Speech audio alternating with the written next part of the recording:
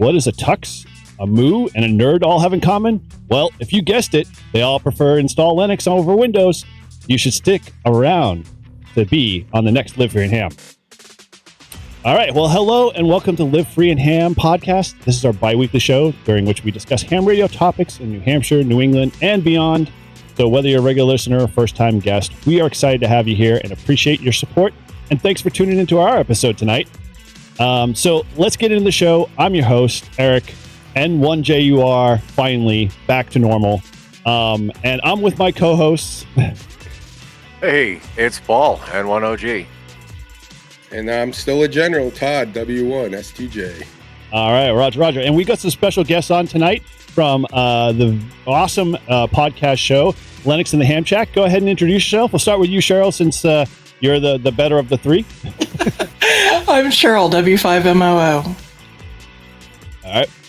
Well, Russ? short and sweet. That's the way to go. I'm Russ, K5TUX. I'm coming through yours again, so that's okay. We'll do it. No. Shut the door. No. Yeah. Oh, good. Hang on. And All I'm right, Bill. I'll go ahead and go. I'm Bill, Henning4RD, coming All live right. from a hotel in Missoula, Montana. All right. Well, that's awesome. Okay. Well, thank you guys for hanging out with us. And so we're going to get into that in a little bit. But as we always do every show, we're going to get into a few of our usual things. Obviously, our storefront on livefreeandham.com/shop is over there, and you can check out all the merch. And I want to say, and we all want to say, thank you. What the heck is my video doing today? I don't know. What is, my God. Technical difficulties here. Well, apparently, I want to be zoomed in too far. It's like... I thought Paul was doing that. I did too. Oh, my gosh. Well, hey, why not? I want to thank everybody who's purchased from our storefront in the past. Appreciate you guys supporting the show. But we have got some awesome news, although I don't know if it's sort of, it's kind of a blessing in disguise, kind of thing. But we are launched for a short, limited time. Our When Is Paul Gonna Jump? Sunday shirts. And so we've got a sweatshirt out. We've got a t-shirt out. It's going to be running for limited time. So this is to show our love and support for Paul because he hasn't physically skydived yet. He keeps getting bumped. Damn weather, the plane, the list goes on and on. But so the best thing we could do to cheer Paul up was to come up with a t-shirt in his honor. So, we've got one in the store. You can head over there now. Check that out. Buy one, buy the sweatshirt, show some love to Paul, show and support him. And eventually, we will live stream it. I promise. We will be live streaming his jump. When that is, hopefully it will be this year. I don't know, Paul. You got any better news? Hopefully it's going to be someday soon. This last week, it's been a day by day kind of pushing it out. But the weather and everything is looking good for either Tuesday or Wednesday. And fingers crossed, they've got a pilot. That's that's an important ingredient. All right. Well, we will hope. So stay tuned to all of our channels if you want to catch that live stream, because once we get the thumbs up and the go ahead, we will be live streaming Paul's jump. So go and support him there, and support him with buying the shirt too. Because in essence that'll only be around for a short time until he actually jumps. After that, it's all gone. All right. Then we'll have a shirt. Paul jumped. I know, right? You'll follow-up t-shirt. You'll have to buy one after. All right. Well, thank you again to everybody who supports our show. And as all of our hosts here, we love feedback, whether it's good, bad, and Paul loves all the ugly stuff. So, we obviously want to give you guys an opportunity to say hello, to let us know how we're doing. Tell us that we need to, improve the toilet paper in the men's room. I don't know. You just, send us a nice review, say hello. And if you're the texting type, you now can use the SMS link that's in our description notes below. That will I'll let you leave a quick review. And when we get them, we'll make sure Todd reads them on our next episodes. And as always, our last thing here, housekeeping wise, is that we always have a live stream once a month coming up. So make sure that you stay tuned to our YouTube and home website at livefreeandham.com for those links. And if you haven't subscribed to our YouTube channel, make sure you subscribe to that as well. And make sure you hit the notification bell so you get alerted to when we go live stream. And now, so we obviously going to dive into... Doing good. Good. Doing good. You do. That's good. Do good? Do good? You're doing good. Absolutely, I do. Good. Doing good, Bob. Doing real good. Right now, my only outlet is my ham radio. All right. Well, we've been running for a while this new segment in our episode calling Do Good or Do Good. And, we're trying to just promote the hobby, trying to show you the good side of the hobby, because in essence, there's a lot of bad lids out there. There's a lot of, people that complain and moan and groan on how ham radio is dying. Well, we want to do something good. We want to promote and show people that, ham radio is alive and well and doing some awesome stuff. But once again, we have a check of the inbox, fellas. And what have we turned up? Exactly. Nil, zero. What goes on, my friends? Everybody, nobody has a do good story. Once again, we have to throw down the response again of like, hey, let us know what's going on. Share with us. Get out there. Get the message out. Promote your club. Promote the groups you're hanging out. If you're doing a POTA event, we want to tell everybody about it. Support the hobby. Get out there. Do some awesome stuff. And then let us know about it, and we'll share it with everybody. And like we've always said every episode, and we're going to continue to say it till the cows come home, and even after that, if you send your story via WinLink to Paul, not me, don't send it to me because my WinLink's still broken. Send it to Paul, and we will personally invite you on our next live stream to come share that story with us, and we'll make sure we do good on that side. So send your messages that way, send those emails, and if you don't want to be, as proactive sending WinLink emails, just text it to us, mail, whatever, carrier pigeon. It doesn't matter. If you can do it in Morse code, we'll find someone to translate it for us because none of us speak Morse code. Well, at least none of the podcasters here speak Morse code. But so anyway, with that, this actually goes out on like a current time. I mean, there's something good coming up next weekend. Well, then hopefully, maybe next week we'll get our wish come true. We just want to hear some good stuff, and I know there's stuff out there. But either way, all right. Well, so with that, we have to just segue sadly into our next segment here, and we're just going to keep plowing through this pretty quickly here.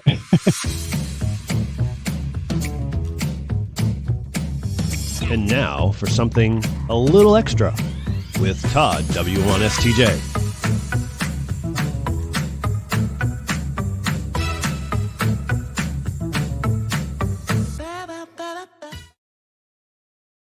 You have heard it here. This is where we help our friend, our fellow compadre, Todd, study for his extra class license. In each episode, we pick 3 questions from that extra class question pool to test his knowledge, hoping he gets his upgrade. And he's doing well. So far, he's been, 85 or better so far. So if you'd like to follow along, you can always head over to hamstudy.org, which is a great resource to help prepare for your test. And it's recommended by 3 out of 4 voluntary examiners because the ARL was unavailable for comment, and we'll leave it at that. And so without further delay, let's bring on our VE Quizmaster. Take it away, Paul. All right. Yeah, let's rearrange the cameras here so that we can actually see Todd for those that are with us on the video. All right, Todd, I hope you're ready. We're sticking with sub-element 4. And so question number 1 is, what is the noise figure of a receiver? Is it A, the ratio in dB of the noise generated in the receiver to the atmospheric noise? B, the ratio of atmospheric noise to phase noise? C, the ratio in dB of the noise generated by the receiver to the theoretical minimum noise? Or is it D, the ratio of the noise bandwidth in hertz to the theoretical bandwidth of a resistive network? Am I still guessing, Todd? Yeah, I'm going to go with C. I'm not sure, though. I think it's Oh, C. my gosh. I have not paid attention, so I'm going to randomly guess it based off of the less amount of technical words in the discussion. So let's see here. I'm going to go with D. All right. Well, Todd guessed C, which is correct. Wow. You can pull my extra then.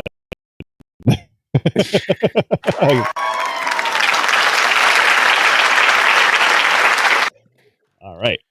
So, just to give the hint, since we're talking about ratios, the correct answer is the only one with dB mentioned in it. And there is a Wikipedia link. And it also says the question and only the correct answer have the word receiver in them. So keep that in mind if you struggle on that question. I'm an extra. Don't have to worry about it. All right, Todd. Question number 2. Which S parameter represents input port return loss or reflection coefficient, equivalent to variable standing wave ratio? Is it A, S11, B, S22, C, S12, or D, S21? Well, it's either A or D. I'm going to go with D. Ooh. Eric? Well, I'm going to go with A. And Todd is incorrect with D. And Eric is correct. Great job. I knew it was one of those two. What the heck is this? All right. So the explanation, the 2-port S scattering voltage parameters for a linear electrical network are defined as S11 input reflection coefficient, S12 reverse gain, S21 forward gain, S22 output reflection coefficient. And so SWR and signal return loss are both calculated by using the input reflection coefficient. Therefore, S11 represents return loss. SWR can be directly calculated from S11 by a simple formula. All right. Well, that was about as useless as a bag of rocks for me, so I'm good. All right, Todd, for the third and final question of the night.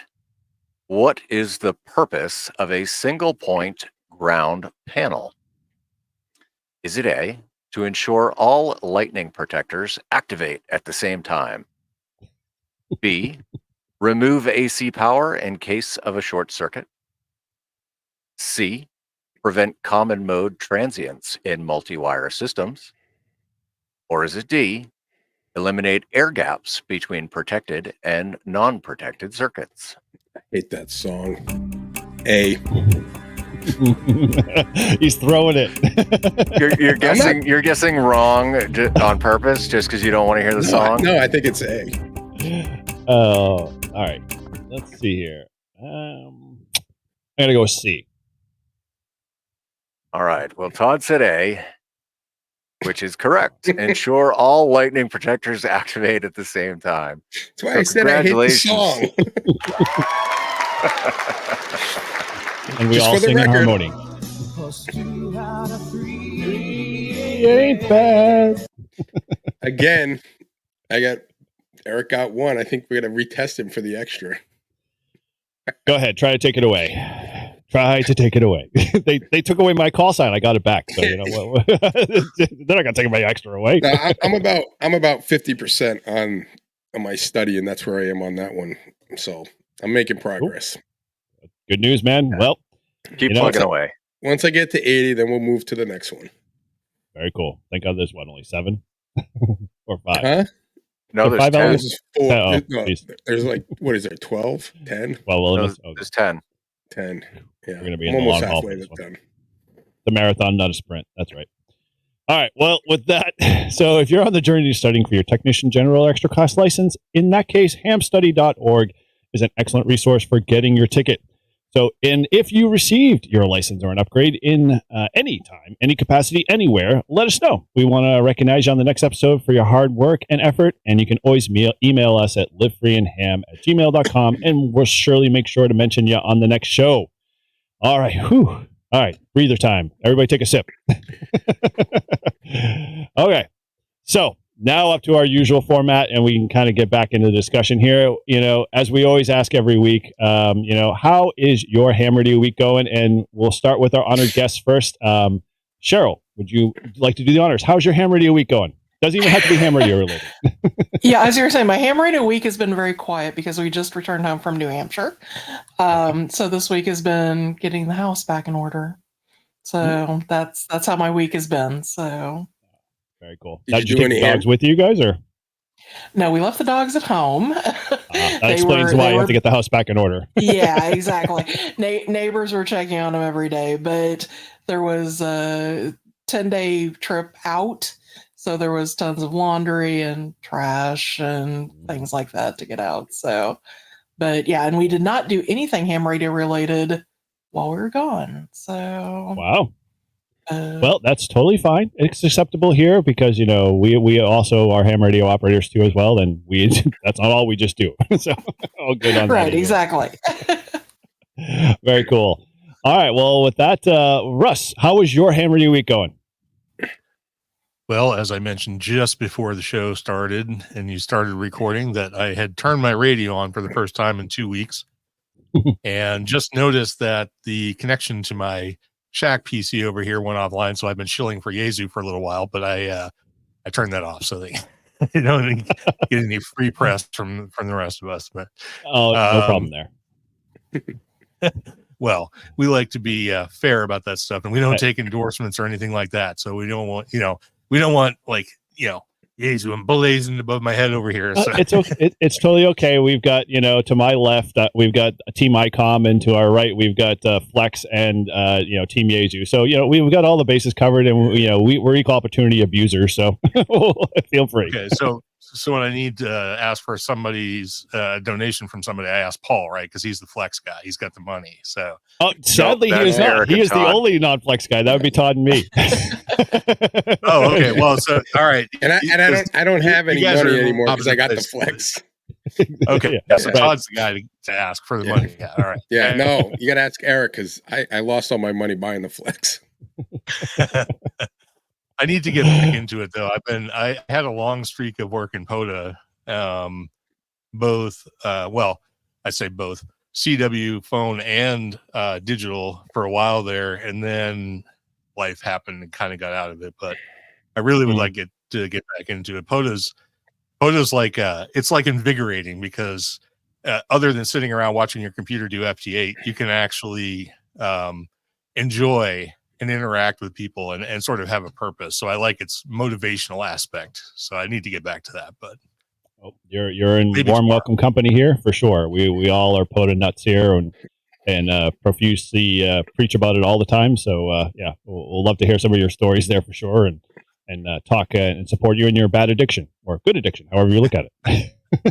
Well, I hope it's a good addiction. And we have lots of people who listen to the show who love POTA, and we sort of like self-reinforce and get people out there and work some contests and over the air stations and stuff like that. So try and keep everyone motivated.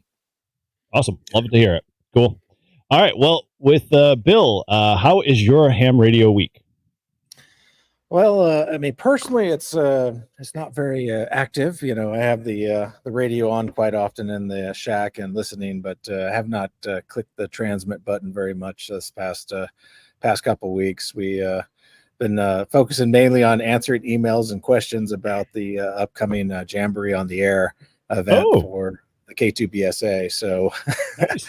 Okay. I've been quite busy with that. We got a bunch of stations lined up, borrowing the call sign for portable areas and stuff like that. So I have to send out certificates and finish all that up. And then we have the random, how does this work? And how do I do this? Where can I find an operator guide and all this stuff? It's like, it's all on the website. Go find it. Now for all of our listeners who don't know, I should have warned you guys ahead of time that there was a 0% chance you were getting through this episode without hearing about the BSA. Just should have said something. Eagle Scout here, so I can tolerate. I'm all good, so no problem there. Yeah. So all right. So just so our listeners who may not know, when is is it JOTA and what's the other acronym? JOTI. JOTA. Okay. So Jamboree on the Air. Jamboree. It's coming up this weekend, October 18th through the 20th. So right during Sports Parks weekend. Yeah. Wow. Big time. The air is going to be on fire. Yes. It'll be CQ worldwide under 25 years and younger. Absolutely. And they'll all be in the upper portion of the general bands of HF. So be on the lookout. May I suggest 14300 is a great spot for JOTA. Yeah, they generally start around 14,290 and then they move around from there. But normally it's like 50 of them on 14,290 because they think it's the international JOTA frequency. Perfect place for it. I recommend that. Just move them up to 300 and get all the radios upset. Right on 300, right? Just give them a couple of tube radios and they will be on 300. It'll be no problem. The drift on those things will be perfect.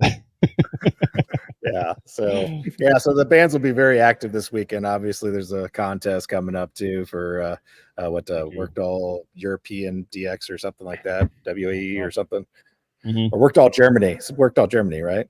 Oh yeah, what Finland was this past weekend, right, or something like that. I remember. Finland station or something. Yeah, it's contests every time, but the third weekend of October is always I think it's Worked All Germany, and then they have specific rules, so they're not supposed to be up in the general portions of the bands, so they try to stay down low. So it'll be just basically all the PODAs and SODAs and MODAs and JOTAs and BODAs and so like PODAs. We're talking like extra portions of the band per se, right? Yeah, they'll be on the lower side. The lower side of the band. So, Todd, if you want to come over and operate with my call, you're more than welcome to during that weekend. Yeah, very funny.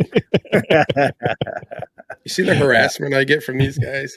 Yes, absolutely. He could just be W1 LFH, and one of the two of us can. Oh yeah, we are extra, right? Yeah, so he can use that. True. Control out, right? Yeah, sure. He's using my remote station somewhere else. No problem. All right. Well, cool. Good to hear on that. Yeah, looking forward to. Wow, man. Next weekend is going to be very busy. I have to say, I'm looking forward to a lot of radio then. And then the weekend after that's the QSO. Is it New Hampshire QSO party and CQ Worldwide, right? The New Hampshire one too, at the same time. Yeah, I think so. I remember hearing somewhere it was, or was New England? Is it New England? No, it's either New England or New Hampshire. I'll have to look at the contest calendar. I heard it was, but I could be wrong. I'm not a contester. I wouldn't know. Cool. Yeah, I thought all right, I'm going to be working in the yard, cleaning stuff up, cutting the grass with my Flex and my phone, making contacts. Well, I want to see what your lawn looks like after that. See whether you're focused. All right. Well, good with that. Cool. So, all right, Todd, what does your ham radio week look like? Well, not much. I've been talking to some guys on the commute in and out of work, which has been good on the repeater. And I did the net tonight, and that's about it. I'm not going to be able to do Support Your Parks weekend with the club because we had rain today and it was like 40 degrees and they canceled the game. So we have a double header and it's the last weekend, so I can't really miss that. So I miss every Support Your Parks weekend with the club. Every time we have something, most of the time it's just a stupid baseball game. So the plan was we had an early one and I was going to come at the end of it. But now we have an 11 o'clock game and a 3:30 game, so it's just not going to work out. Yeah, but we're creating a T-shirt. Yeah, I hope to get out Sunday. It looks like the weather's going to be good both days. I hope to get out Sunday and activate a park just to, it's a good POTA park. It's a good POTA day. Maybe I'll get my Alaska or Hawaii if people are out there. So if you're listening from Alaska, Hawaii, Sunday, try 10 meters. I might be able to hit you. Cut the 20 If you want to see Jay, look for him in the general band. 20 doesn't work. Yeah, in the general band. That's where I hang, in the general band. It's where all the cool kids hang out. That's what I hear. Us old guys will be on 80 meters. Sorry. Yeah. Cool. All right. Well, with that, anything else? No, that's it. Okay. All right. Well, over to you, Mr. N1OG. How has your ham radio week been? Well, so I would say, I guess the majority of the week was relatively light on ham radio stuff. We just got pummeled with solar radiation this week. So, most of the days, the bands just weren't even there. But I got on the 2 meter net last night and tonight, which, it's a rarity for me. 7 o'clock is usually a busy time of the evening. So I don't typically get to make the net. So it was nice to get in on the net there. And yeah, thanks. I spent a couple of days this week, getting the new Panasonic Tough Book that I got at Nearfest. Oh yeah, up and running. Yep. So it's what? Go ahead. I was going to say, how is that going? Oh yeah, so it's great. The battery is fantastic. I did 7 cycles where I would charge it up fully and then like screen brightness at 100% and just play a video full screen until it dies. I did that, about 5 or 6 times, and just reconditioning the battery. And now I'm getting about 4 hours of heavy use. That's not bad. Which would be, I for being able to go out and do digital or whatever. This is a game changer for me. It's not that I want to do digital a lot in the field. I like having the option. And the other thing I did was one of my buddies in Flag and Torch had sent me these 3D printed cases of a distribution block, and I had just enough power poles to do one case. So now I've got a nice new 3D printed distribution block that I threw in my bag, and I think we should be good to go for Support Your Parks weekend this coming weekend. I'm excited to get a lot of the scouts in the log too. I always liked Jamboree on the Air. I didn't get past Weeblos, but I have a fond affinity for scouting and everything that it stands for. So I applaud your work there, Bill. Okay, well, cool. Well, it sounds like so at least some HF was had, and it sounds like you got a nice little project you're working there on that tough book there, and I want you to do some actual physical testing with that thing too. Being just a Weeblo and being the most prepared guy I know, and since that's the motto of the Boy Scouts, I might petition the Boy Scouts to give you an honorary Eagle Scout Award. If only there was such a thing. Hey, I made it to life. Eric, you were an Eagle, right? Yeah. Yep. I had a great dad who was like, "Hey, you got to get your Eagle before you turn 18. There's no choice." So I got my Eagle. I was really, I did it when I was, I lived in England for a couple of years, and it was an awesome, group. We did trips, we did like the summer camp we did in Germany. We did all these activities on the weekends. We went on canal boats, and it was just really awesome. And then I came home, and it was just a bunch of kids smoking butts, and it was just terrible. And I couldn't find a troop that was good, that I wanted to be at. And I stuck with it for a couple of years, and then it just got to the point where it just wasn't fun anymore. So that was my story. But my grandfather, or my great grandfather, he was really big in Missouri. He was Pappy, and he did a lot of stuff with the Boy Scouts. And he's got a whole, they do this eagle cloth thing, and my cousin was really into it. I don't know if you guys have how much you know about it, but I never got to that far. But I think if I was out there, I probably would have stuck with it. I just had a really bad troop, so it was unfortunate. Well, before we get too sidetracked, because that is unfortunate, but Eric, what was your radio week like? Oh yeah, we always forget Eric. It's the way it goes, man. I'm just a host. So like you guys had noted, we had a couple of things go on. Obviously, I alluded to in another episode that you'll probably hear a little later. We had some call sign issues. I was W1 LFH for a little while, and lost N1JUR, but that's all been sorted, so I'm back to normal, feeling complete. After worrying that I would never be able to get my call back, but thank God the FCC's got some smart rules in place that I can't lose it at least for 90 days. So that's all good. And mostly just been kind of playing on 10 meters. Oh, actually, we had a very cool, fun thing. We our club we once have once a month where the Aries group takes over the repeater to do their training and stuff like that. So the repeater's kind of offline, and our nightly nets that the guys have been talking about and sharing.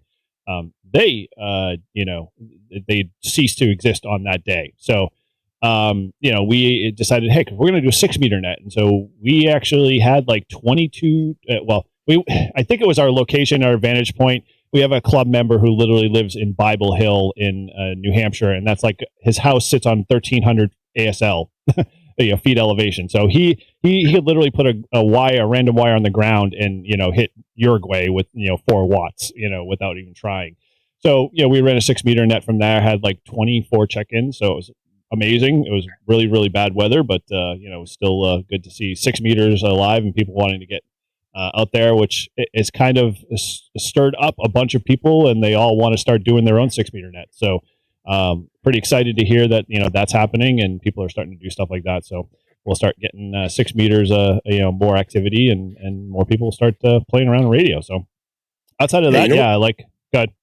No, you know what was crazy about that net is on the repeater, like the Epson repeater, they were talking about it all day and who was going on it. So I knew it was going to be kind of big because a lot of guys were talking about it, trying to check in, and were pretty excited about it. So word got out, and it was the second one we've done, right? Like you guys did one a couple months ago, back in August. Yeah. So we also do a 10-meter. We also do a 10-meter net once a month. Yeah, that's always a blast too. We got a pretty good amount of check-ins with that one, and that's always fun. So it's sitting in the technician band. So if you're a technician, feel free to join in and tune in. But yeah, so that's my ham radio week. But, let's kind of dive into the show. They obviously been really quiet. I'm sure this is very unnatural to these guys because I know they do a lot of talking and, sharing of awesome information. And they talk about all same stuff that we talk about, but just on a little different bend there towards, say the Linux world and how how you can get more involved in, ham radio and Linux together. And so I've been a newbie listener. I've only been listening since episode 499, but it's been a great run so far. I love hearing these guys, but let me introduce them. So we've got Russ and Bill and Cheryl, and they're all the hosts of Linux and the Ham Shack. So if you haven't checked out their podcast, you can check the link in our description in this episode, and it'll be in theirs, obviously, because they'll be on their show as well. But they talk everything ham radio and everything ham and Linux, and they're the diehards. I mean, my background is sort of sysadmin, so I've had a lot of Linux in my life, but I've always kind of just been Mac or Windows and agnostic in that sense. So I've always wanted to try to take the leap, but then, just kind of shy away and go, I'll go back to Windows. So these guys are the hardcore, diehards when it comes to that stuff, and they do some awesome stuff on their show. So, talk to me, guys. So don't forget though, they also talk about scotches and good beers. Yes. And recipes. So well-rounded. Those. Yes. So you will be fed. You will, you'll definitely be topped off in all of the best, spirits out there. And, I'm sure, desserts are on the top of that list too as well. So if you're a dessert person, you're guaranteed to, never leave hungry, as they say. So, all right. Well, with that, so, Russ, since you're kind of the head leader of this a little bit, we'll say, tell us a little bit about the show, what's going on, I've got some deep, dark questions that I want to find out more about, how you guys got this going for sure. And Cheryl, I know, how did you get dragged into this, or how did you want to get dragged into this? Is this one way to stay connected? There's always an interesting story there. So I'll leave it to you, Russ. You start us off, and I'm sure we'll pop questions along the way. Oh, fantastic. I'm always the one to field this question. We've been doing the show for a very long time now, since October. What happened to my suddenly I'm bright? You got bright. Yeah. I did nothing. The spotlight's on you now. So yeah, apparently my camera decided that I was too dark and hidden and whatnot. I kind of like the sort of Phantom of the Opera thing I had going there, but so yeah, we just celebrated our 16th anniversary in October of this year, which is this month.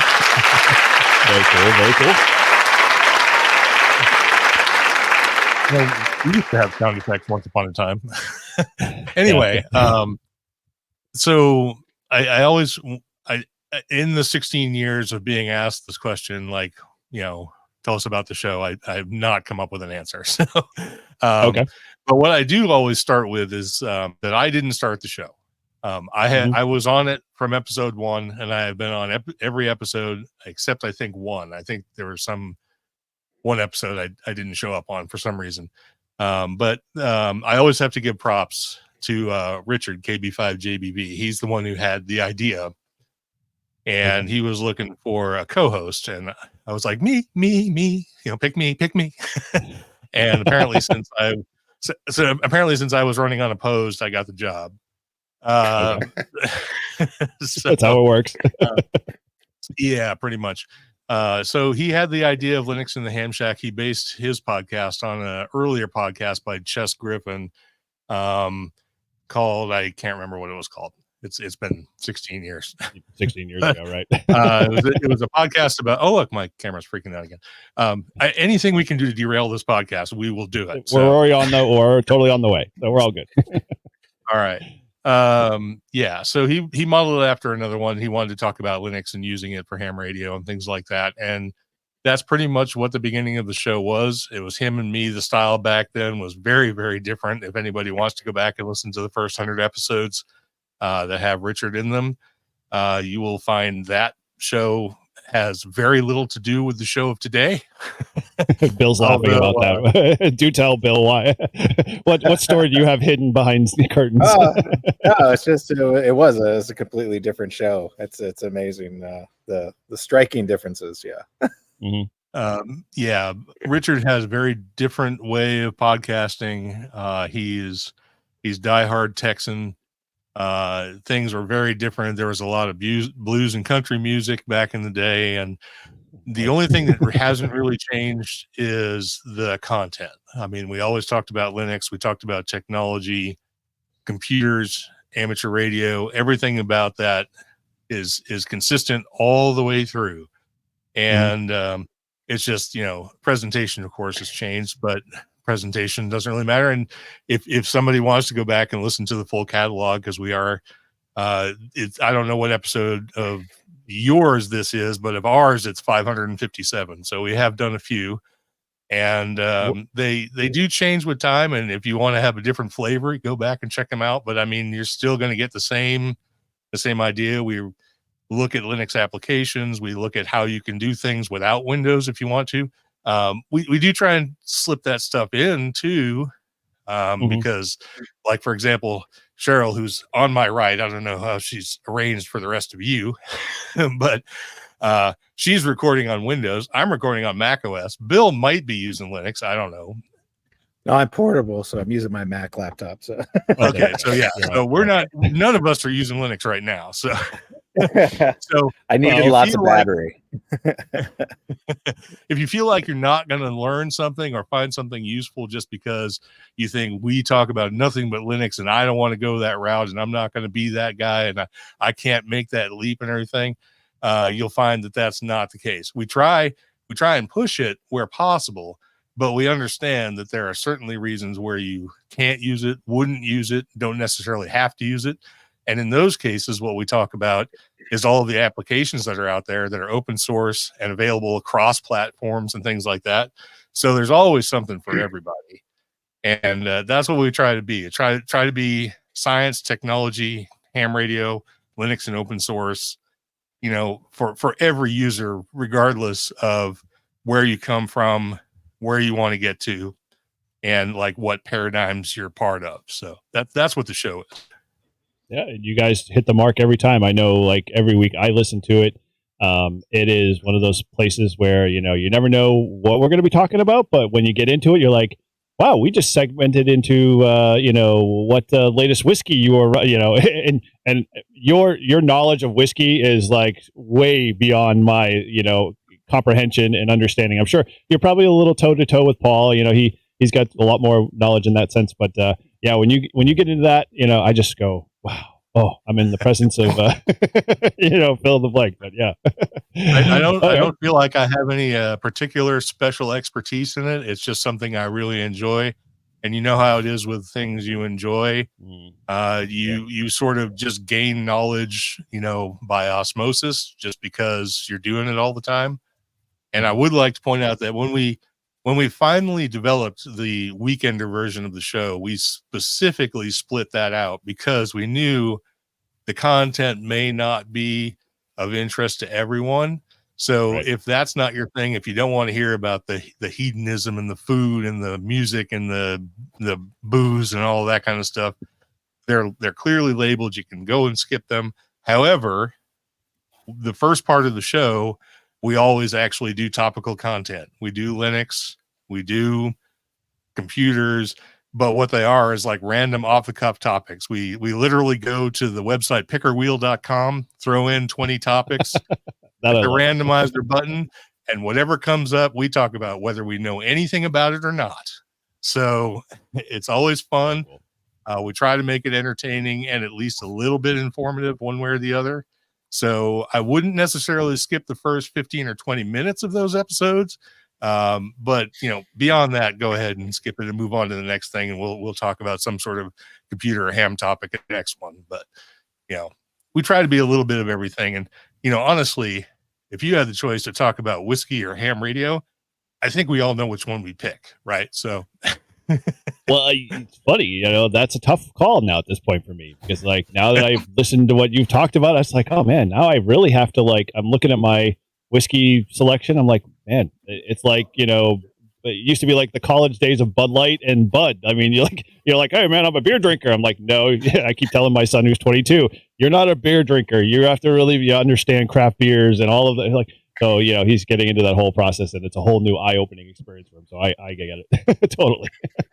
Yeah, and we even have our experts in our field. I'm the hard liquor guy. Bill is the beer guy, beer and wine, because that's sort of his thing.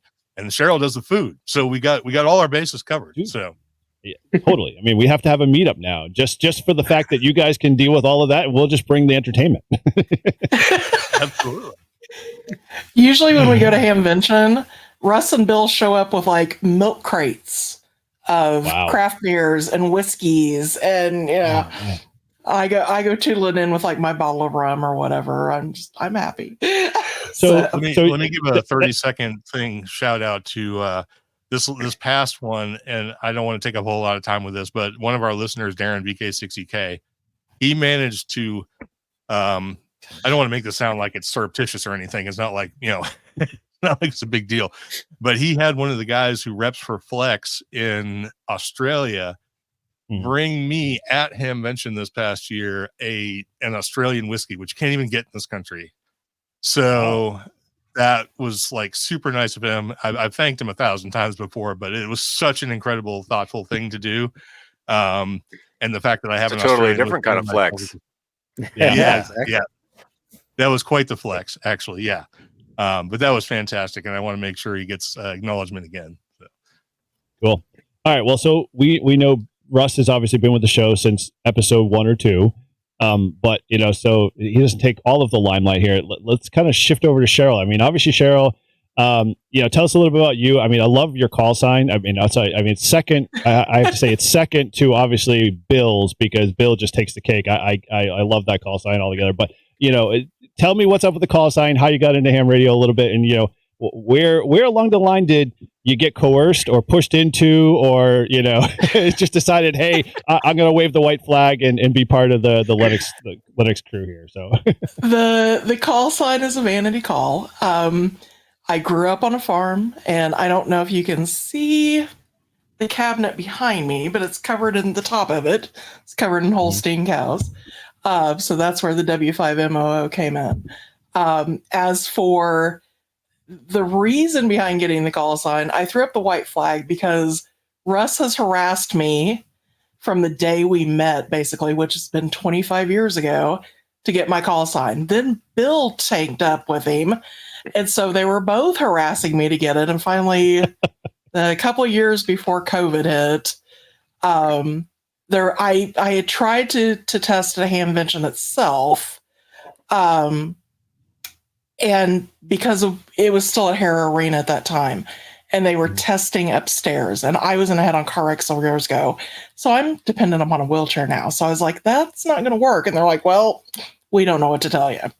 So we mentioned that on one of our podcasts, one of the earlier podcasts, and a group of gentlemen, V's, out of New Jersey, I believe, said, hey, we're coming to Hamvention. We'll test you while we're there. Like, okay. Awesome. So yeah, that was a trip. The 9-ish hours of driving from our house to Dayton was cramming for the test, basically. And then the next year they're like, do you want to go and do your general? And I was like, no, I need a break. And they're like, okay. So the next year we worked it out a long time before Hamvention that, by the way, you're going to test because we're coming back to test you again. And I was like, okay. so we tested. It just happened that their hotel was across the street from ours, so we like jogged across the street. Russ and Bill sat there and smoked a cigar or whatever while I was testing. And then the VEs were on my butt about going ahead and working on getting my extra that night. They're like, we'll give you an hour to study. I'm like, no, I can't do this again. So, and of course, Russ and Bill at that point were like, yeah, you don't really need the extra. If you want to do something extra, Russ is an extra. He can sit there and babysit you. I'm like, okay, great, fine, whatever. So that's the story on that. As for the length of time that I've been with the podcast, I've basically been here since day one, but I was always behind the scenes. Okay. I was so the you're the reason why it's so popular, because you were their social media and media. Well, not even that. Russ's social media, but I was kind of what we called the rabbit herder or the cat herder, because Richard would get sidetracked, and I would be like, no, topic. so that's how it worked out. And finally, at one point, Russ went, you're just coming on to the podcast. We're done. So I did several years pre-licensed, just doing my recipes and sharing stories or whatever, reading stories basically. And then, after I was licensed, it just stayed the same basically. But so, and that's how it's been. So now I go to Hamvention to babysit the booth basically, so Russ and Bill can go out and get a little bit of exercise. And other than that, that's my job. So yeah, whatever. I see Russ making little signs over there in his window, but Cheryl does fine at the booth without us. Yeah. Todd no longer needs to feel bad because Cheryl's tagline can be always a general. So yeah, always a general. Yeah. Yeah, not just still, just always. Very cool. I could possibly pass the test if I really tried, but I'm beyond even attempting that at this point. So very cool. Well, we love to hear. I personally love to hear. Obviously, being in a ham radio, kind of centric, it's very male dominated. Sadly, there's not a lot. There is more females coming on and whatnot, getting interest, but it's always good to hear a refreshing female voice on a podcast that's talking about Linux and all of their stuff. So it's good to have you on, and I appreciate you. that. Oh, go ahead, Carol. No. There's actually a ham radio group on Facebook that I'm part of for women. And a lot of them actually comment on the fact that they are treated very badly by most men in their local clubs.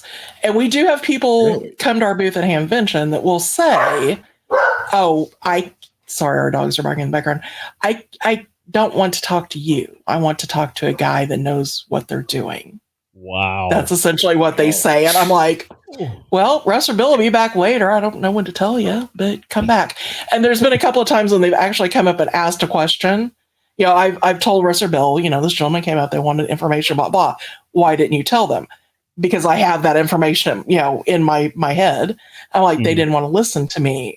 So when the person would come back, I'd be like, that's the guy. And they'd be like, oh, sorry, you'll have to talk to Russ or talk to Cheryl for that information. And I'm just like, okay. She'll explain it to you in your small little pea brain way of understanding what you need to know. Right, exactly. So we had an episode on this, so if people want to listen to it. It's we got in trouble for it. We got hate mail about it. It was our Weekender episode number 108, where we talk about the population of the ham radio community, and our comments attracted some ire. I don't remember the exact episode number, but it's Weekender number 108. So if anyone wants to have to hear an interesting and maybe partially controversial take on women in ham radio and the politics of ham radio, and the makeup of the ham radio community. You might check that Episode 518, 518. 518. Wow, that's So- recent. Okay. So Cheryl, Eric sometimes cheats with ham radio with his daughter and puts a recording on his radio of her calling out CQ. So he gets all the, and then they get him all and they're the like, hey, attention. where's the Y? Yeah, where's the YL? Where's the YL? All right. Well, let's put a little context to this, Todd. My daughter has her ham radio license, so she had before she got her ticket. She surprised me with her ticket first and foremost, but the second part of it was she would come out and do POTA with me, and I'd be like, every time we had field day, she would come and she would get in front of the microphone, and you'd be like, everybody in the every guy would be like, yeah, no problem. She'll be racking in like the contacts. There'll be pileups everywhere, left and right. She'd get on the mic, and it would be cricket. And this is in the middle of field day, out of all places. Like they would hear her voice, and nobody would answer. And she was like looking at me like, Dad, what's wrong? Like I don't understand. You're telling me this one thing, and it's the opposite. And then, she would go out and do POTAs with me, and, she would record her voice, and then magically, all of a sudden, people would start showing up. So when the bands were tough, I would leave the recording on my, 891, and, it would track, it would get me that 10 I needed. So, it's only for emergency purposes during break class. So, well, I'll tell you this. I was on field day a couple years ago, and I could not, probably 25, 30 minutes trying to get into this one station. I couldn't do it. I tried. And she came into the tent where I was at. She goes, oh, let me give it a shot. One time she calls out, they call him. I mean, instantly. She goes, can I just hang out here and do something? I'm like, yeah, go ahead. Literally a half an hour. I couldn't get through. She does one time. Nice. Got in. I'm like, so it's pretty funny, but she's awesome. She comes and she'll play radio and bring her friend, and we try to get her general and move on, but she'll get around to it at some point. Did she get her general? Yeah. Did she get her general? She's No, 20. not yet. No. She's 22. She's radio is way over here. Dad's a little old right now, but she'll come around. I just like to give Eric a hard time because we were doing POTA once together, and all of a sudden, like, her voice came on, and we were getting everyone. I'm like, oh, that's your secret. I see how you get so many contacts. So, all right. Well, Paul, you got any questions before I segue into something? No, I'm a hardcore Windows guy. So, well, we all sort of are. We kind of have to. Well, we'll all admit that later in confession. So Cheryl, I want to personally, because we're actually doing an episode probably coming soon in November. So if you want to come on, we're going to have a whole bunch of other YLs on, and it's going to be just the YL show. And we want to give you guys every opportunity. We're going to have a couple of YLs that we have in our club who just got their tickets, and they're like totally like, we love them when they come to hang out because they'll come during winter field days or when they have time off, and they just love being part of that whole process. So they're coming on, so if you want to come on, I'll send you an invite, and we'll arrange that to have you be part of all that. Sure, sounds good. Awesome, yeah. Cool. So, all right, well, so with that, we got to go over to Bill, who's been really quiet over here in the corner, but not to say that he isn't on the show, but I have to ask. Dude, that is a call sign that I love. I would love to get as a vanity call sign if I ever could convince myself I need to switch to another call sign, but that ain't gonna happen. So tell us a little bit of your story. I know you moved around a little bit. You're definitely obviously in the computer field. How did you hook up with these two and the podcast? Yeah, pretty randomly. I mean, I was I've been on the podcast for half of the podcast's life since May of 2016. Oh, wow. I came on. I was a listener, kind of lurking in the IRC chat room, and I think what was it? Pete just left, and Russ and Cheryl were like, yeah, we got to look for another co-host, and I'm like, sure, why not? over here, please. So that was my first episode was 168, and obviously we've done quite a few of them since then. Yeah. How many are we up to?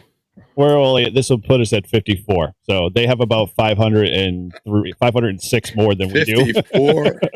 Wow. Only 54. Yeah. But just think about that. We did 167 in 8 years. And then in the next 8 years, we did between 168 and 557. So we've been obviously putting out a lot of content in these 8 years together. We've kind of jumped up in the amount of weeks that we put in.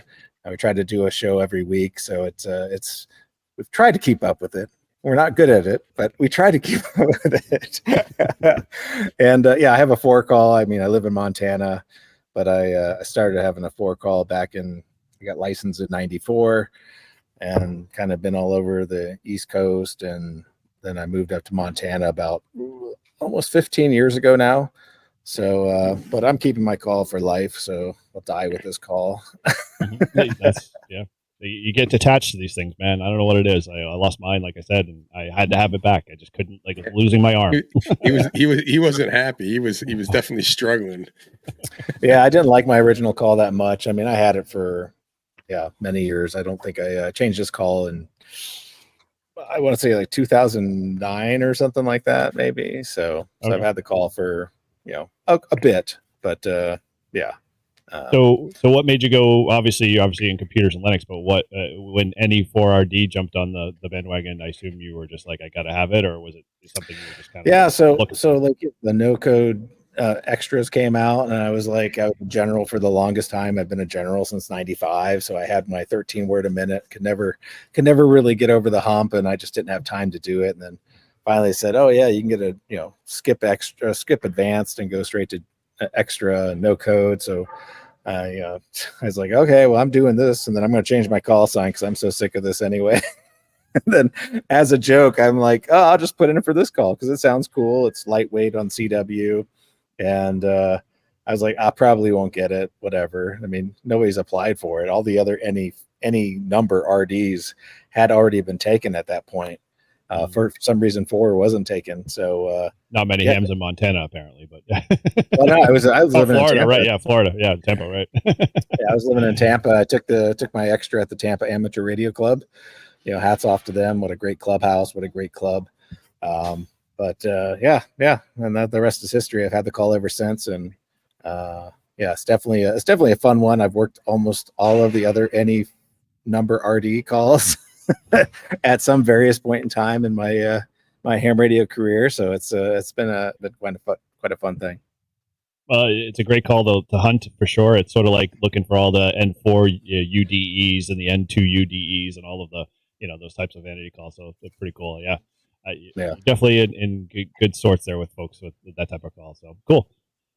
All right. So you've been with the podcast pretty much 168. And so Russ has been day one and Cheryl's just been pretty much day one too. So like how many hosts have you guys kind of gone through? What like is you guys, is it been a large crowd or is it just, kind of what's that look like a little bit for you guys?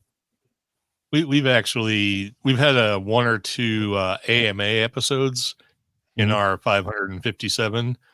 And so the topic of our co-host history has come up before. Okay. And there haven't been many, honestly.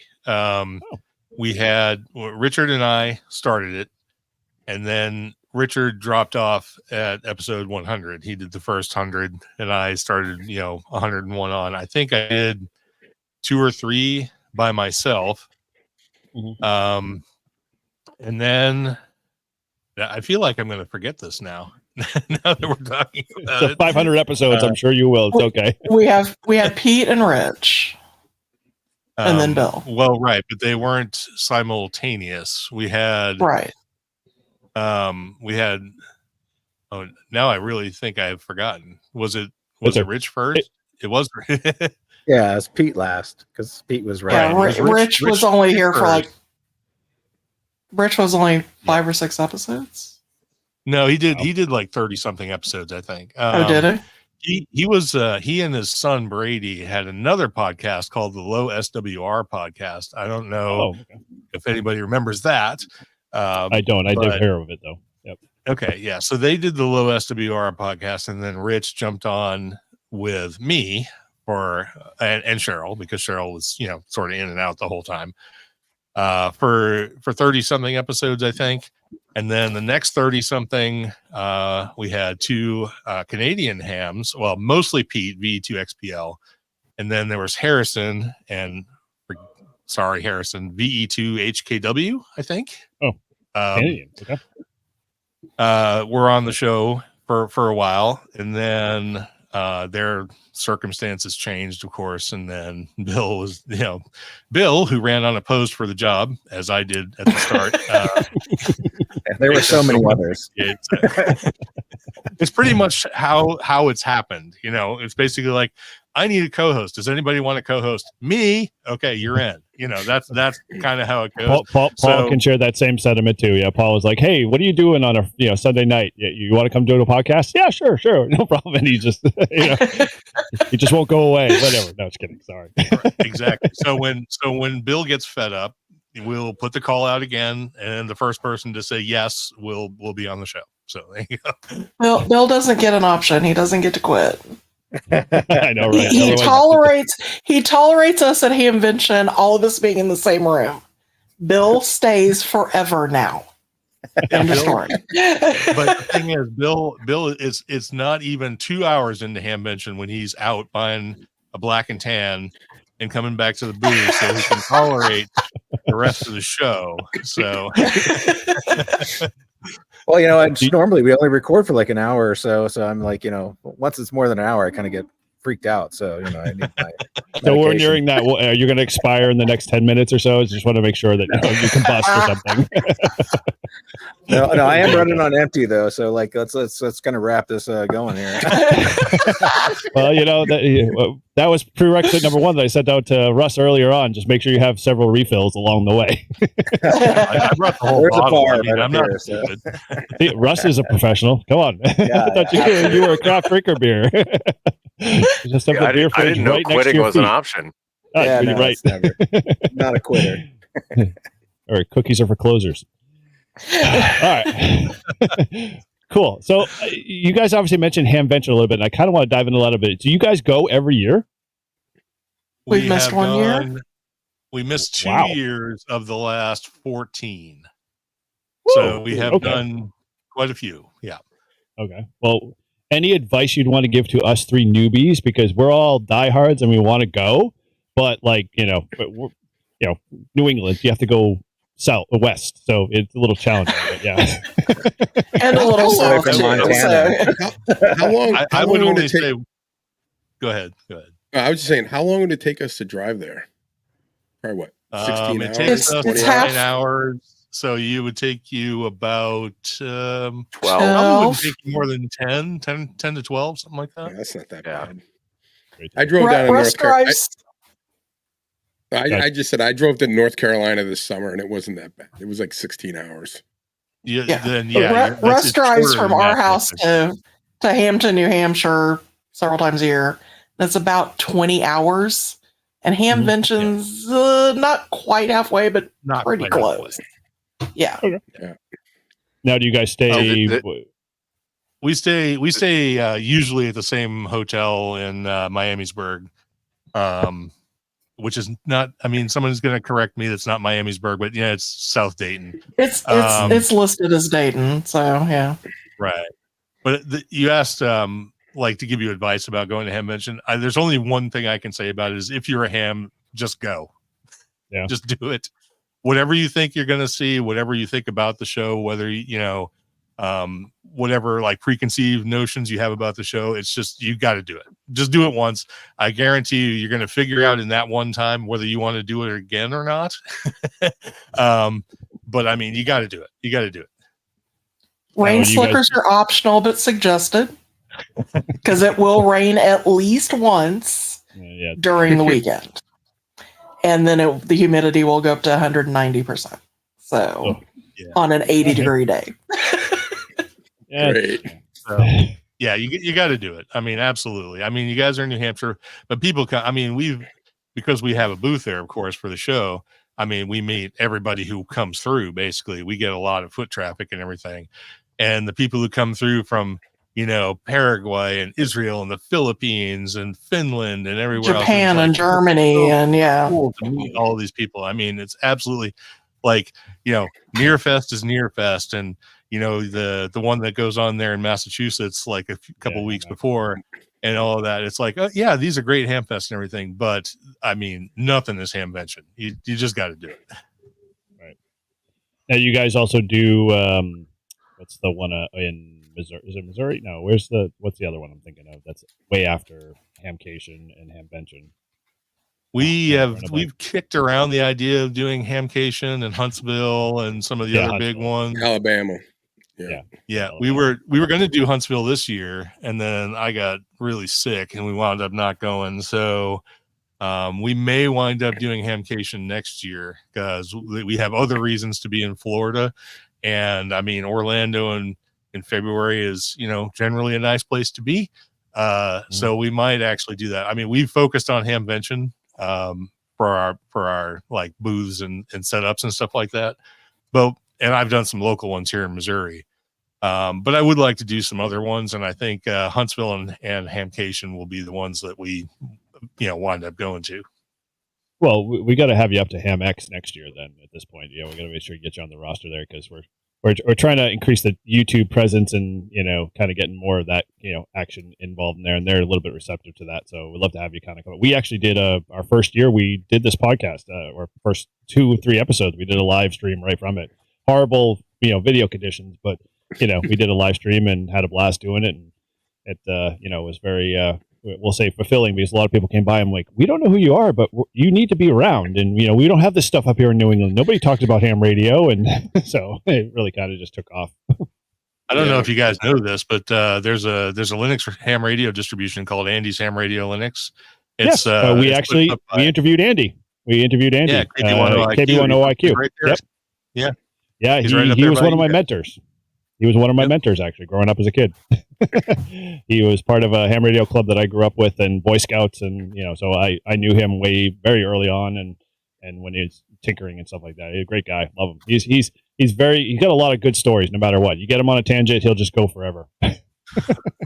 Well, I will say that if you want us up at Ham Expo or whatever the one is there in Massachusetts, we have a place to be, because I'm from up there, so I know all the ins and outs and everything. But gas money goes a long way to getting me to move, up in that.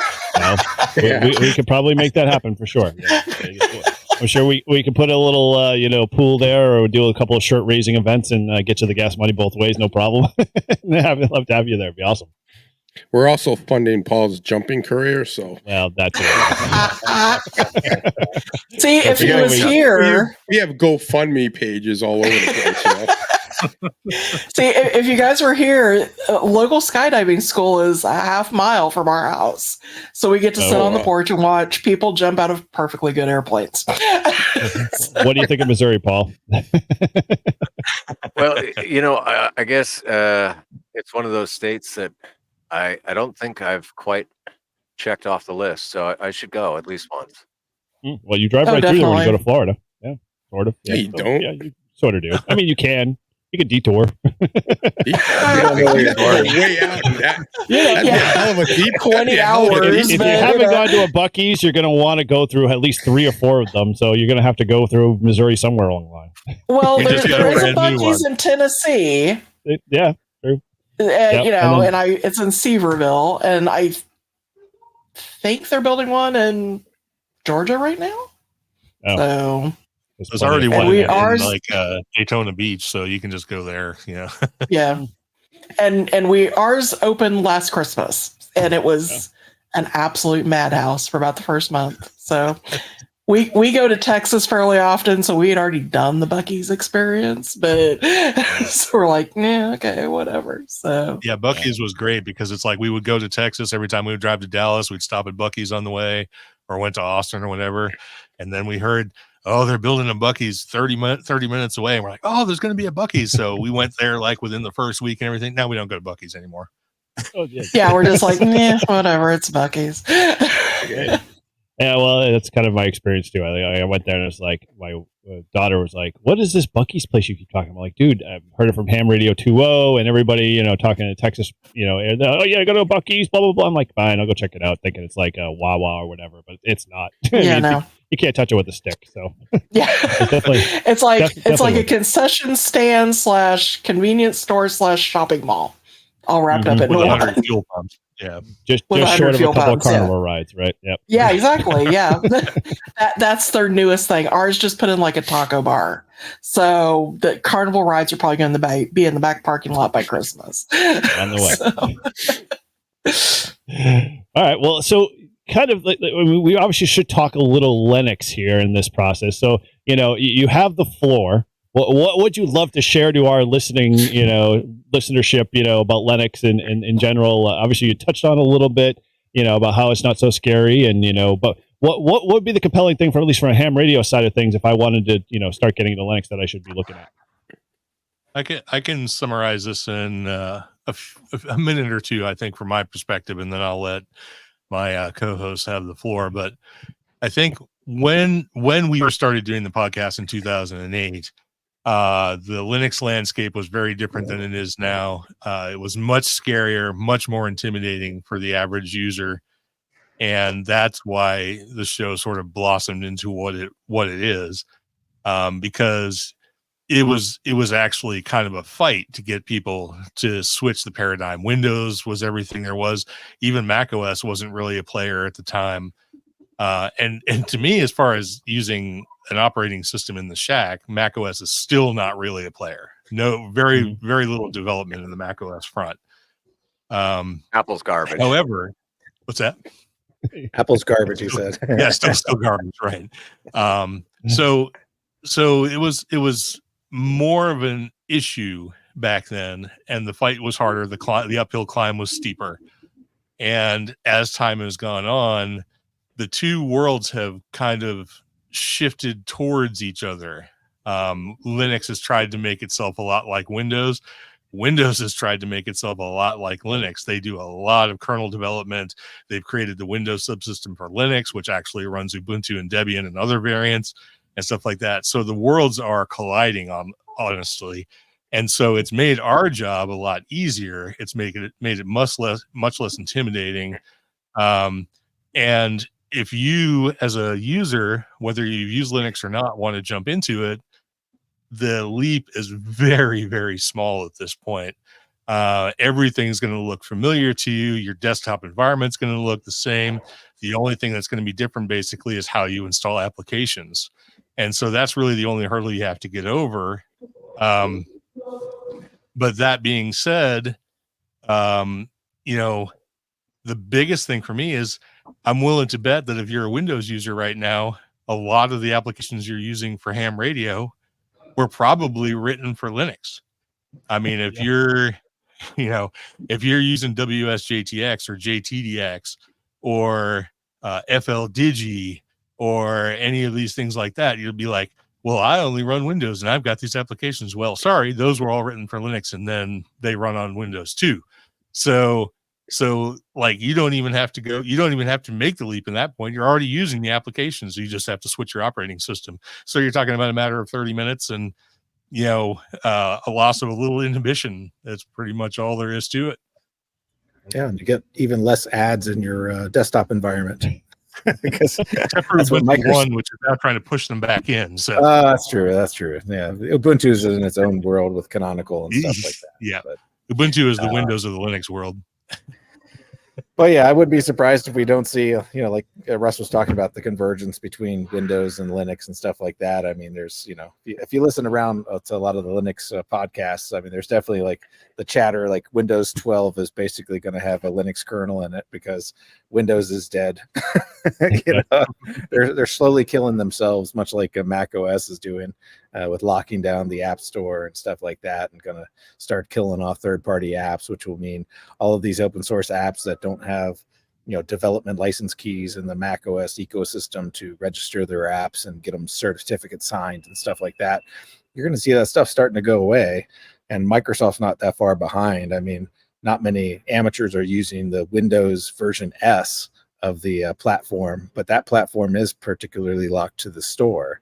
It was meant for like students and stuff like that, but it did come on some boxes. So it's sort of a smaller subset of Windows in in a different license format for a cheaper license that a lot of these little tiny computers and whatnot would come with. So yeah, I mean, Linux is just easy to run. Today, it's like, almost better in some cases, even just using it for like daily driver use. I mean, the browsers run faster, everything launches faster. Geez, yeah. It's amazing. You can add a printer.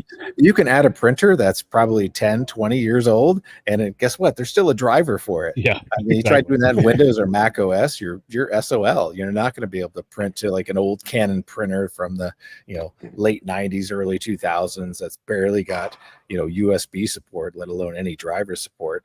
I mean, I'm always amazed at what Linux is able to do. I mean, I remember like Ubuntu, to give them some props. I mean, 8 years ago, Ubuntu would drop on a Wi-Fi network and all of a sudden find every printer on a Wi-Fi network that you connected to automatically without even asking you to do it. And I thought like that was like the pan ultimate of the operating system. It's like, this is going to solve so many problems for people. So it's really, it's grown so well in the years that it's like every year it's just easier to sell free software, because it's like you just can give it away without any problems, right? yeah. It's like it's there's so much value for it, and it's really hard to say that there's problems with it. There's certain instances that you can get yourself into trouble. There's so many choices in Linux that I think people find themselves in a spot where it's like, oh, well, I tried this and it didn't work and blah, blah, blah, blah, blah. And it's like, well, that's the thing, is like, there's so many choices that you can find yourself sort of pigeonholed in some sort of ecosystem that's specific to your particular choice. Like, oh, I decided to have Solus, or I decided to have, Arch, Linux from scratch, or, Nix OS or something like that. I found this niche that I wanted to go with for one reason, and then I'm trying to make it solve all my other problems. And, maybe they don't always find their solution. So we tend to talk about everywhere that you can find an easy path into using Linux. And we do a lot of reviews on distributions where we give a Linux, ham radio readiness score. And, we have probably covered, I wouldn't say all of them because there's so many. But like, we do cover quite a few that most people should at least have in their, bookmarks list of things that you might want to try and stuff like that. Cool. Now, Bill, I got a question for you. Yeah. So I'm a computer idiot per se, right? Back in like the mid to late 90s, I could do all kinds of great things with computers, but I didn't keep up with it because I was more a rifle in a rucksack kind of guy. Mm-hmm. So now here I am. I'm as Jim WT1W has so eloquently put. Windows is that bloated old girlfriend that you just keep around because she's comfortable. And I like Windows for that fact. Like, I know it, I understand it. Like, I got OBS running and I got all this stuff running on this tiny little computer, and it works. Yeah, most of the time. Now, I'm always fighting Windows with audio and different things, but for years I've had friends that have told me you'd be so much happier going to Linux. You'd be so much happier, and I'm like, well, what does that transition look like for me? Right? I mean, I've got everything on this computer, and so how do I take everything that is functioning and move it to Linux and not have like 3 weeks where I can't do anything because I don't understand how it works? Well, it depends on the applications, really. If you have locked yourself into a certain app that kind of pigeonholes you into using Windows, let's say like, Ham Radio Deluxe or something like that, or these the Flex guys next to you and stuff like that, they're using Power SDR that for some reason they can't build on Linux, even though the entire freaking radio runs Linux. Yeah, there's that instance where it's like you have something that is just not going to work, because you have something within your workflow that prevents you to do that. But like things like OBS, I mean, God, that's an open source piece of software that was written for cross-platform to begin with. So like, stuff like that should just work.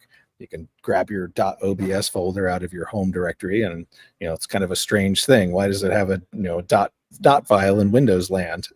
Because it wasn't developed for Windows. But there's a lot of those applications that, pretty much all you do is you move your configuration file, repoint where you have your images for your backdrops and everything else like that. That's pretty easy. And then it's like, the logging software. Yeah, there are some differences. Like we talked about, HRD is Windows only. There's, several Windows only softwares that are just not available in Linux. Yeah, you can probably run them in Linux with the emulators, or what's Windows is not an emulator, the Wine emulator or the Proton emulator and stuff like that. But there are other options out there, and that's sort of the kind of things that we talk about on the podcast. Is like, we're always talking about loggers. What can we use alternative to what we're currently using? And it's always amazing what else we can find that will actually run and solve problems like, how do we do contest logging? How do I do this kind of logging? How do I do POTA logging? How do I do satellite logging? So where does N3FJP rate in your rankings of loggers? Well, I've never used it even in the Windows land. I'm not a personal fan of it myself, but that doesn't mean that there's anything wrong with the software. I think it will run under Proton, probably with some handling or whatever to get the COM ports and stuff like that to connect. But like, I don't really like emulation, so I try to run loggers that are more native, more closer.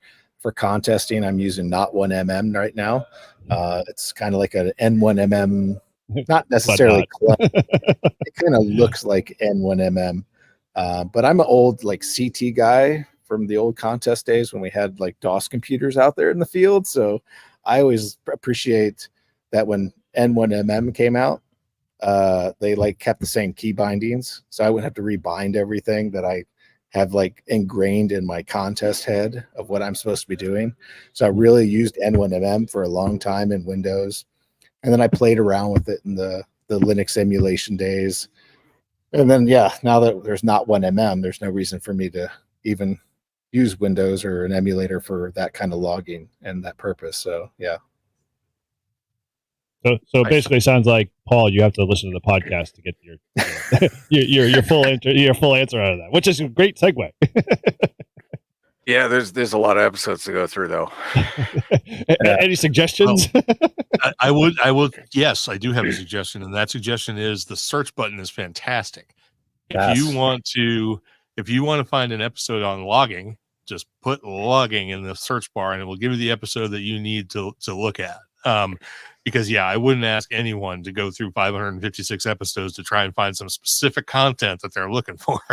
But if you're looking for a specific application, a type, like if you want to use FT8, if you want to do digital work, if you want to do PSK31, if you want to learn CW, if you want to install your desktop environment, if you want to change the colors on your screen, stuff like that, you can literally put that in the search bar, and it will give you relevant episodes to check out for sure.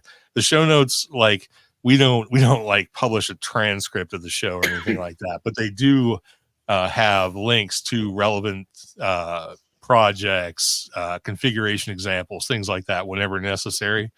So I would just say, you could type in, how do I install Linux? And, we've done 2 or 3 separate episodes where we walk you from step 1 through step N of how to get Linux on your machine with destroying Windows, which is the way we prefer it, but also without, if that's the way you want to go. But yeah. And one of the things we highlight at Hamvention all the time is now you can run Linux off a USB stick. You just plug it into your computer, boot it up, see what you like about it, what you don't like about it. And it doesn't touch your hard drive at all. And you can even run a ham shack off your thumb drive if you want to. I mean, or if nothing else, go to Micro Center and buy a $50, just went totally out of my head, Raspberry Pi 5, and just run your shack off of that. Yeah, you don't even have to do that. You can just use a cheap laptop that's probably got lying around that barely can run Windows these days and do it that way too. Yeah, absolutely. They also have these new PCs on a stick, It's like a USB stick you plug into your computer and you have another computer. You can just run it off of that, something like that. So I mean, there's 1,000 ways you can do it. And then when you get that like moment of ennui and uncomfortableness, and all of a sudden you can just kind of like pull the stick out, you're back in Windows land, everything, the world is right again. You're all set to go. So there you go, Paul. You get the stick and play around with it. If you don't like it, you pull it out. You still got your old stuff. I'll still be cuddling with fat old Windows. Yes, you will. So, Bill, you had said like Microsoft and Apple are going to basically kill themselves because they're locking up their stores and they're not going to let other people in. Why do you think they're doing that? Because when you have a captured market, you have a captured revenue stream, right? And then you also prevent having to support other things. You don't have to worry about like, oh, Joe Blow put N1MM on his laptop and now it doesn't work, and they called Microsoft for support, or they did the same thing. Like I installed Rumlog on my Mac OS box, and I can't no longer connect to my radio, and Rumlog's not answering me questions, so I have to go and contact Apple. Right. So I know less about computers than Paul does, but I fly model aircraft, and I bought a open source radio because the company that does all the radios has just gotten out of control. Like they literally are selling radios for $2,000, where I bought a radio that can do more for $300, and I brought my son one that was like $100, and the receivers are like $15 versus they're selling them for $60. And my son just got into it, so I'm like, this is going to cost me a small fortune if I go, the what everyone else is doing. I can do it a lot sooner. So I'm learning how to program this radio, and it's all open source. And so I don't think it's not as easy. It's not as like Apple like the radios they have now. It's like you could be I mean, they sell batteries that charge that you just plug in. Well, like the old way of doing it, you had to like program the charger to charge whatever battery you have. So I don't think it's going to be that hard, but I'm wondering if like with Linux and this open source stuff, if that's the way it's going to be, because things are just going to get so out of control with pricing. Like it's 3-4 times as much for the same thing. It's not even as good. So I'm thinking, think about the curation model too. I mean, they're doing it so they can curate the content. You look at all this consolidation and stuff like that across other markets and stuff like that, and they're doing exactly the same thing. And it was just a matter of time before they started closing the doors on stuff. They've already made it like a pain in the butt of Mac to run software you download anyway. I mean, you have to, the very first time you have to like right click and open, and then, or do a shift open, or, because it's like, they don't want you to install crap that is not from the store. And Windows is the same thing. They get the scary red button. Oh, do you want to run this anyway, even though you're stupid and shouldn't download something from the internet? Those are things you generally don't see in Linux at all.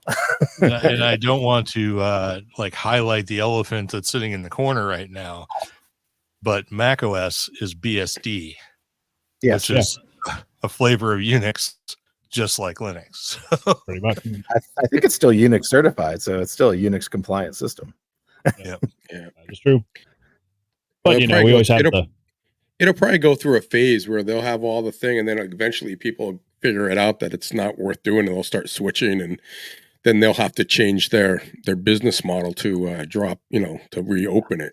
Because I think the open source stuff makes a lot more sense. I think you get a better product out of it.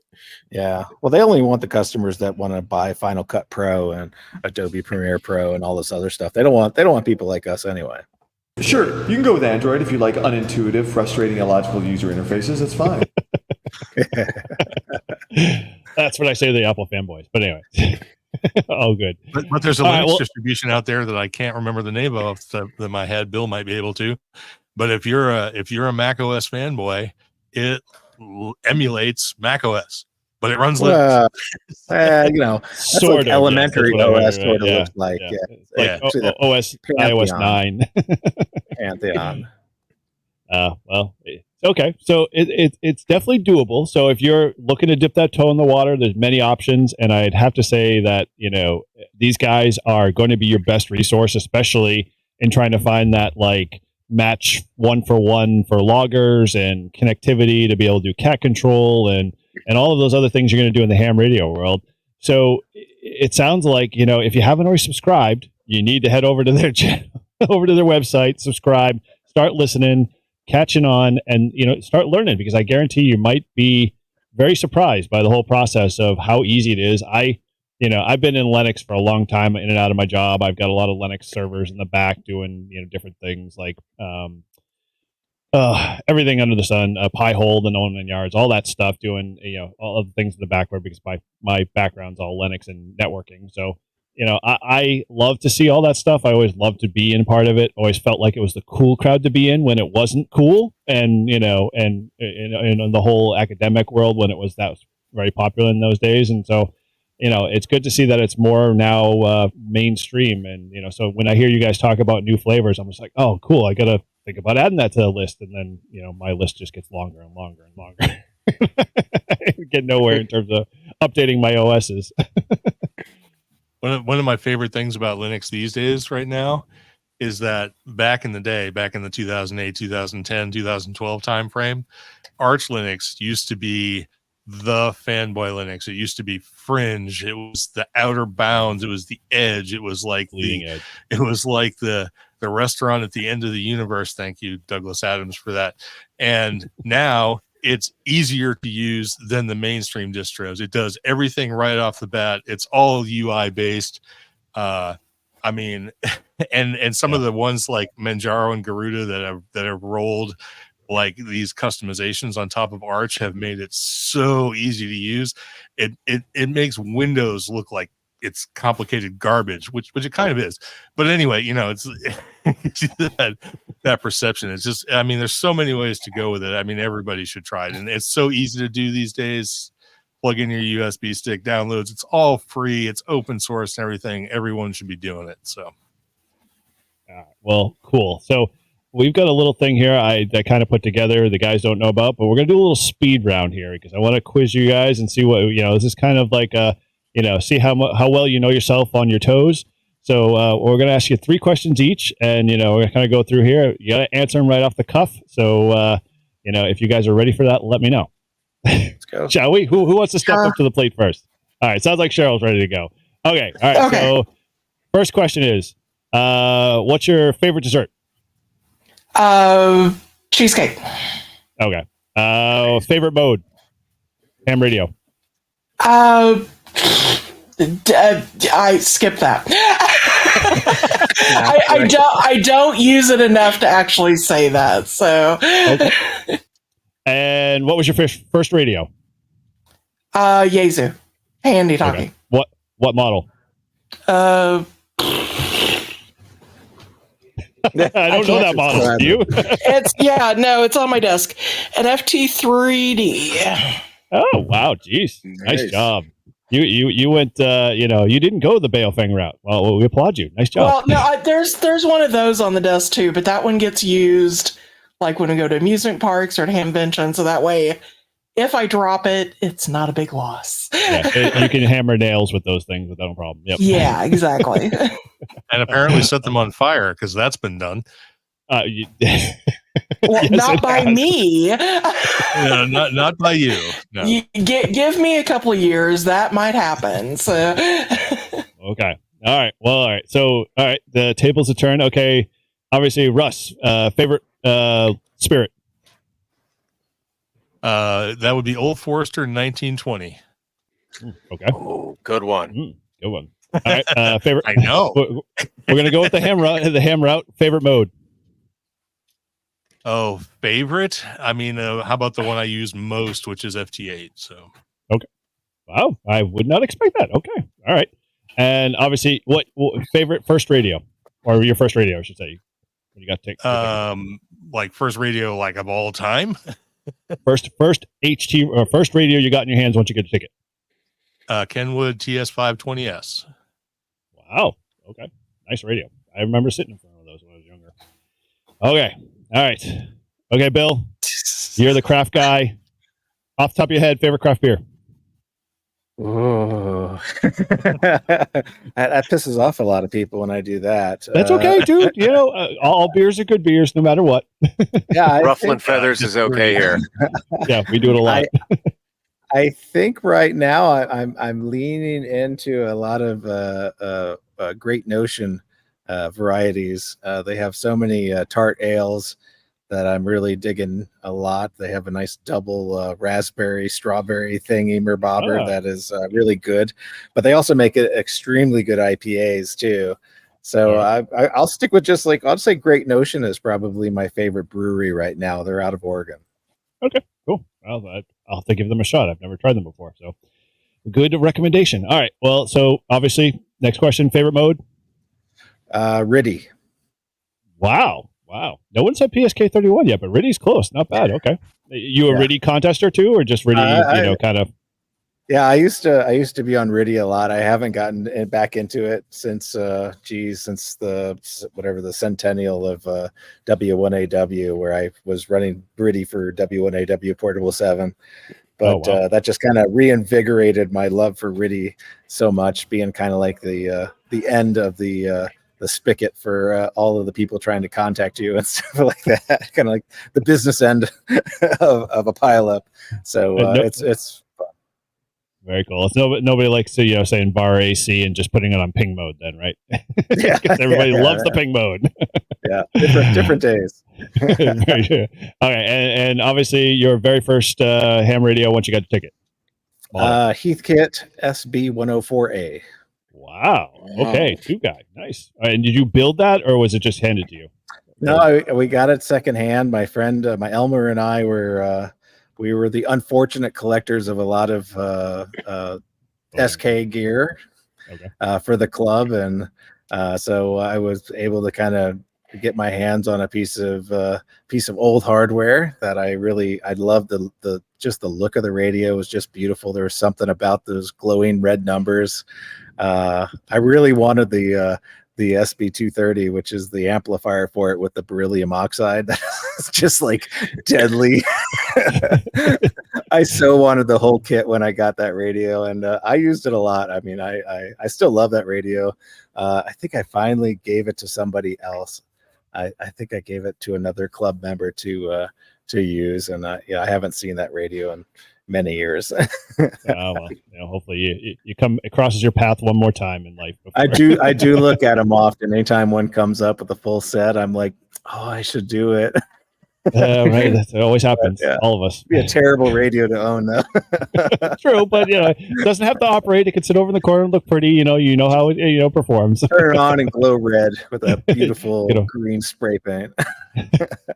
Everybody needs a heater in their office. Yeah.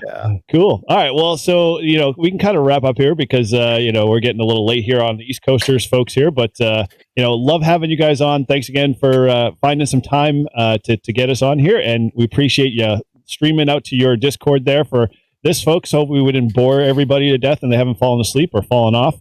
So to kind of put a bow on this, who wants to kind of close things off here? I mean, obviously, we usually just give it rounds. If you guys got any other YouTube channels or other stuff you do, feel free to promote that. Otherwise, Russ can take the show and close us all off.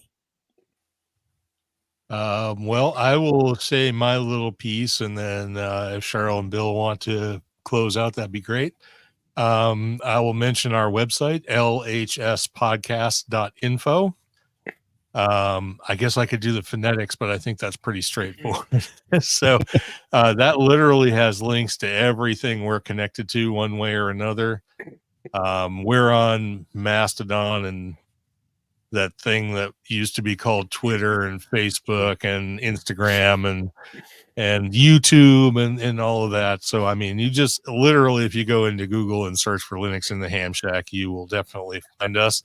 We've been around long enough, and we didn't even have to program our own SEO. It just kind of happens, over time. So 500 episodes worth. So that LHS podcast.info, that's the email address too. It's all linked there. Links to the episodes are there, of course, all the show notes. We do sometimes do contests and give stuff away. You can support the show. We're over on Patreon and PayPal as well too.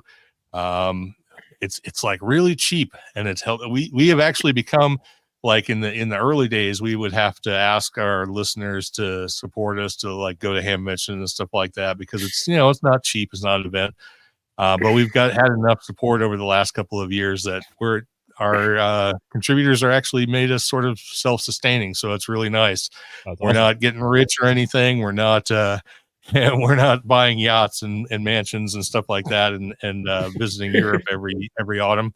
But we can at least go to Hamvention every year. So that's always nice. And we really appreciate everybody who listens to us. You guys, I know Eric does. I don't want to speak for Paul and Todd at this point, but I'm hoping that after this, that we have a couple new subscribers. So, but anyway, that's where you can find us. We hope you'll listen. We do have a Discord, of course, just like the guys here at Live Free and Ham. So check that out. There's an invite that's on the website and everything else. So that's where you want to go. And we hope you'll join us and listen and maybe learn a little bit. And please interact, join the Discord, talk to us. There's always somebody around. We have lots of fun, interesting, and knowledgeable people, way more so than the three of us. So definitely join that. And you might learn a little bit there too. We'd appreciate it. And thank you guys for having us on. Well, thanks for coming. Cool. It's been fun. All right. Yeah, definitely. It was a blast. Well, we appreciate you guys being on here. And don't be strangers. We do our live shows once a month. So, if you're ever around or in the chat and you just want to say hello, we'd love to have you come hang out with us. So, the invitation's always open. Our doors are always open. So, don't be a stranger there for sure. And so obviously with that, we don't have the big budgets and whatnot, but we appreciate everybody who does support Live Free and Ham, both through our storefront at livefreeandham.com/shop. You can get all of our merch there, plus for a limited time, When Will Paul Jump? Someday t-shirt and sweatshirt there. Make sure you grab one. You definitely don't want to miss out on that, because he will eventually jump, and then at that point they're gone. We'll have to replace it with something different. It will probably have to be in supporting Paul's parachute purchase and all of the additional jumps and the pilot and eventually the plane, which will help us get to places like Hamvention and Hamcation much faster. So it's kind of like a logical progression, as they say. So all good either way. And if you want, you can head over to either the Apple Podcasts, or you can click the link, our SMS link, in all of our show note descriptions to leave us a review, good, bad, and ugly, and we will make sure we read it on our next episode. And you can always go over to our Patreon and buy us a beer. Links completely located at all of our show notes and on our website at Live Free and Ham. And if you want to reach any of our hosts, you can head over to livefreeandham.com. And thanks as always for listening, and from all of us at Live Free and Ham and the Lennox and the Ham Shack podcast, 7-3. 7-3. 7-3.